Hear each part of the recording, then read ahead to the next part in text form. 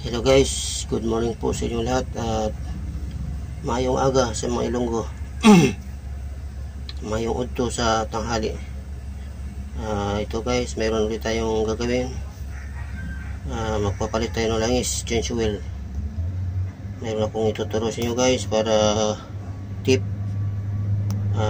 para tumagal ang buhay ng ating mga makina. Ay sana ay mag-change oil tayo palagi every. At bago tayo magpatuloy ay kung ikaw ay baguhan pa lang sa channel ko, pakipindot lang po ang bell button at don't forget to SLS, subscribe, like and share.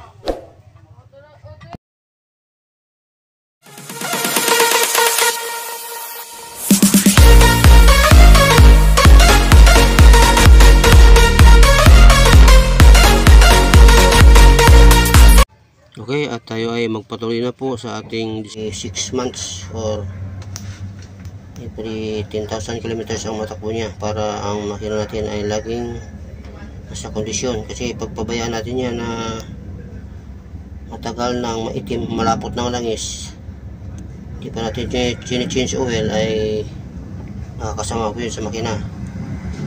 Yan po napopos ng tatawag nilang wear and tear ng kanyang mga moving parts doon sa kanyang loob ng makina. Kaya ugaliin natin palagi na mag-change oil ng ating makina. Huwag tayong manghinayang na mahal ang langis, mahal ang oil filter. Sinatural lang talaga yan sa pag nagkaroon tayo ng isang mga sasakyan na kailangan natin i-maintain. Mag-change oil tayo palagi pagdating ng oras ng kanyang change oil guys. Okay, ngayon tatanggalin natin ang drain plug para tumagas ang langis. Ito pa yung drain plug na hindi makita. Ito yan, yan o, tumagas ang langis guys.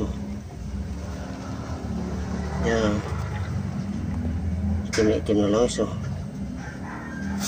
Yan o,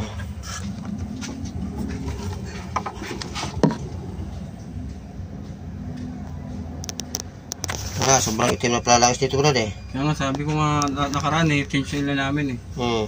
Eh sabi niya, Tapos pagkatapos natin tanggalin ang langis, sunod natin yung kanyang oil filter. Ito kanyang oil filter. Yan, yan. Yan, makita madilim eh. Yan. Okay. Yan, yan kanyang. Ito po ating gamit pagtanggal ng filter, oil filter rinse. Yan, kanina.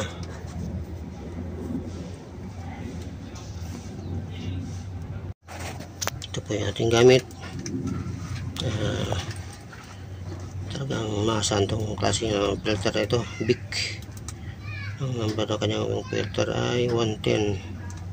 Yan.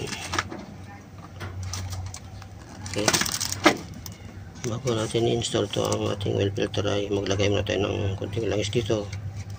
Yan, dyan, saka o-ring na yan, ugma, para pag-ipit natin ay dudulas lang siya. Yan, okay. Okay guys, nalagay na natin ng langis. 3 liters pa yan mga guys. Ayan, 3 liters. Pero hindi ko man inubos ang pangatlong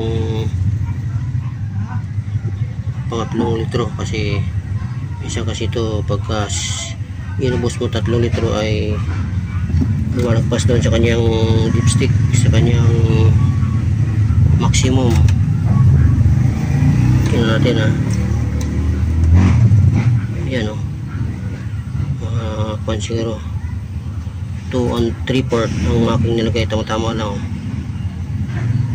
sa kanyang oil level. Kanyang oil level yun, tuldok na yan o. Yan, okay. Okay guys, sarado ko ng kanyang oil filler cap. Yan.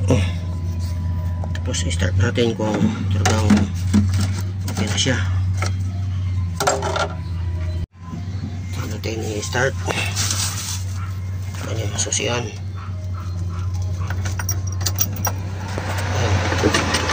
Neutral.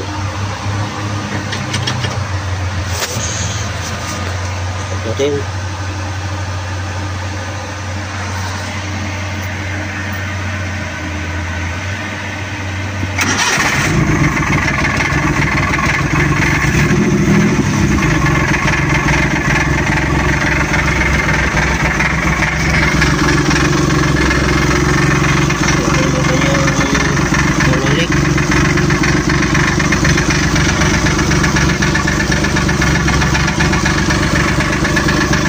Medyo maingay lang kasi yung motor niya ay putol.